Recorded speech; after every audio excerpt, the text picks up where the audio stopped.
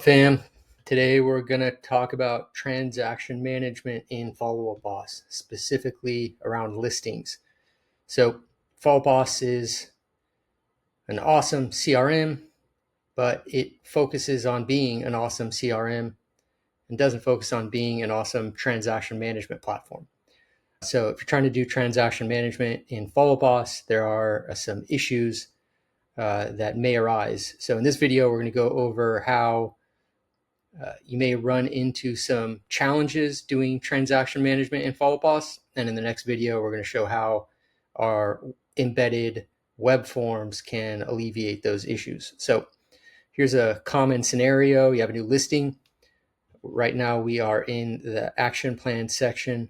And so you may have a different action plan for listings that are priced above a certain amount and another action plan for listings that are priced below that amount. So we're setting up two different action plans, one for 1 million plus listings and another for anything that's less than $1 million.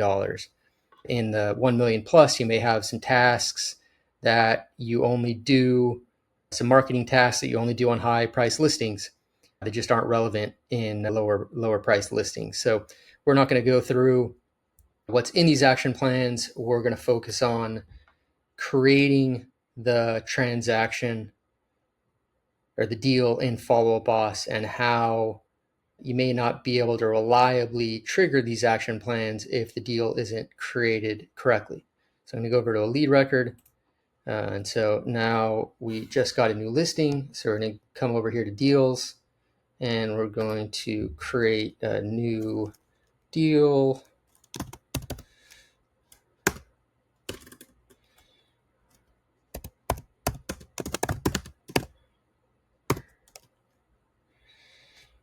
Right, 23 Main Street. We're going to put it in sellers and we're going to put it in listed.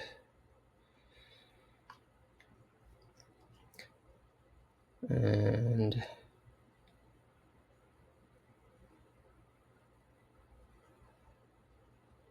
we're going to add the price 1250000, and we're going to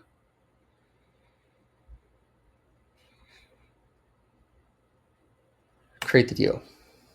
So ideally, when we create that deal, it's going to trigger the action plan above $1 million, but it didn't create the action plan. So one issue with Follow Up Boss is you cannot trigger an action plan when you create a deal. So if the agent creates the deal in the listed stage, then the action plan won't trigger. They would need to remember to create it in a separate stage and then move it into the listed stage to trigger the action plan.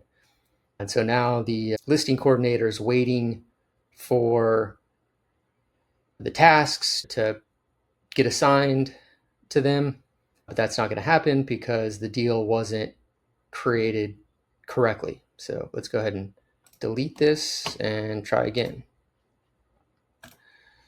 Now we're going to create this deal in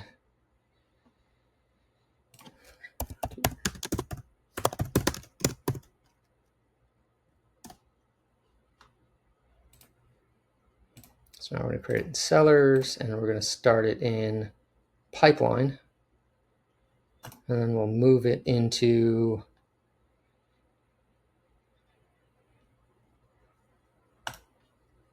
the other stage. So we created in pipeline, did that correctly this time.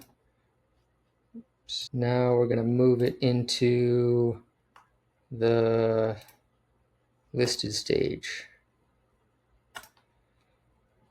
Done. But again, we don't have our action plan. So this time we forgot to put the price in.